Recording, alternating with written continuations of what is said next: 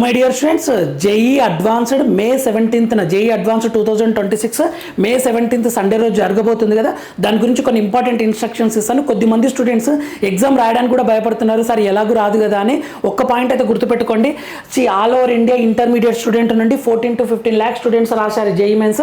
అందులో నుండి 2.5 lakhs అడ్వాన్స్డ్కి apply చేసి అందులో మీరు ఉన్నారు అంటే చూడండి, ఇంత కాంపిటీషన్ నుంచి మీరు బయటకు వచ్చారు. దీని తర్వాత 50 to 60,000 స్టూడెంట్స్కి ర్యాంక్ ఇస్తారు. ఇందులో మీరు ఉండాలి ఖచ్చితంగా.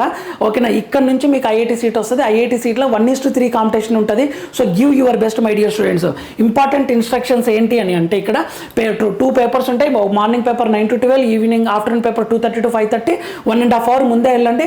బయోమెట్రిక్ జాగ్రత్తగా ఇవ్వండి, ఎందుకంటే ఇక్కడ తీసుకునే బయోమెట్రిక్ మీకు ఐఐటి అడ్మిషన్ అప్పుడు కూడా IIT Madras, IIT Kanpur, IIT Bombay seat వస్తుంది కదా, అక్కడ కూడా మీకు మళ్ళీ బయోమెట్రిక్ తీసుకుంటారు. ఇంకొకటి కట్ ఆఫ్ అనేది 2 పేపర్లను కలిపిస్తారు. కట్ ఆఫ్ ఫస్ట్ పేపర్ అస్సలు బాగా రాలేకున్నా, సెకండ్ పేపర్ మీకు 150 మార్క్స్ అలా వచ్చినా మీకు ఐఐటి సీట్ వస్తుంది అనమాట. సో 2 పేపర్లు రాస్తేనే మీరు క్వాలిఫై అవుతారు. ఏ ఒక్క పేపర్ యాబ్సెంట్ అయినా మీరు డిస్క్వాలిఫై అవుతారు.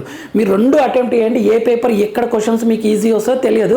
2 పేపర్లు టఫ్, మీకు ఐడియా వచ్చిందంటే ఈజీ, ఐడియా రాకపోతే టఫ్. సో 2 పేపర్లు రాయండి, దాన్ని బట్టి మీకు కట్ ఆఫ్ ఉంటుంది. కొన్ని ఇంపార్టెంట్ పాయింట్స్ చెప్తాను. ఇక్కడ గర్ల్స్ రిజర్వేషన్ స్టూడెంట్స్ ఉంటే ఖచ్చితంగా మిస్ చేసుకోకండి, ఎందుకంటే కొన్నిసార్లు తక్కువ స్కోర్ ఉన్న వీళ్ళకి సీట్ వచ్చిన సందర్భాలు ఉన్నాయి.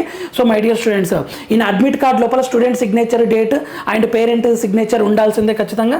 నెక్స్ట్ ఒరిజినల్ ఐడి ప్రూఫ్ తీసుకుని వెళ్ళండి. Aadhaar, PAN or voter ID ఏదైనా సరే పెన్ను తీసుకుని వెళ్ళండి. రఫ్ పేపర్స్ అలో చేయరు, వాళ్ళే ఇస్తారు, మళ్ళీ రిటర్న్ చేయాలి. తర్వాత బయోమెట్రిక్ ఖచ్చితంగా ఇంపార్టెంట్, చాలా జాగ్రత్త ఇవ్వండి. Electronic devices, metal items, mehndi, ornaments, girls అయితే చిన్న చిన్న ఇయర్ రింగ్స్ ఉన్న వాళ్ళు అబ్జెక్షన్ చేయొచ్చు, రిమూవ్ చేయమంటారు.